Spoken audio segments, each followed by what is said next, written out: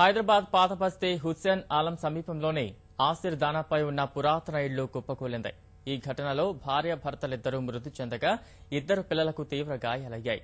రాత్రి కురిసిన భారీ వర్షం కారణంగానే ఇళ్లు కూలినట్టు పోలీసులు తెలిపారు. శిథిలాల్లో చిక్కుకున్న వీరిని పోలీసు సిబ్బంది బయటకు తీసి ఆసుపత్రికి తరలించారు. ఘటనా స్థలాన్ని చార్మినార్ ఎమ్మెల్యే అహ్మద్ పాషా ఖాద్రీ సహా ఎమ్మెల్యే కిషన్ రెడ్డి సందర్శించారు. ఘటనకు ప్రభుత్వమే బాధ్యత వహించాలని కిషన్ రెడ్డి డిమాండ్ చేశారు.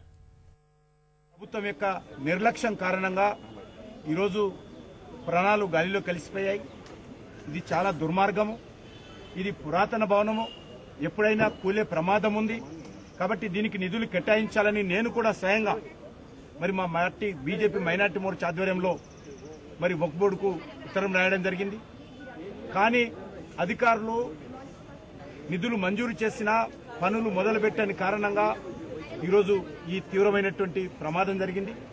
ఈ రకమైనటువంటి పురాతనమైనటువంటి ఆశీర్ఖానాలు హైదరాబాద్ నగరంలో సుమారు 400 ఉన్నాయి. అతి గతి లేనటువంటి పరిస్థితిలో ఉంది. ఈరోజు వక్ఫ్ బోర్డు 100 కోట్ల రూపాయలు అక్కడ దుర్వినియోగం జరుగుతూ ఉంది. ఆ వక్ఫ్ బోర్డు సంబంధించినటువంటి ఆదాయము దారి మళ్తా ఉన్నది. అక్కడ వచ్చేటువంటి నిధులన్నీ కూడా కొంతమంది వ్యక్తుల జేబుల్లోకి వెళ్తున్నాయి.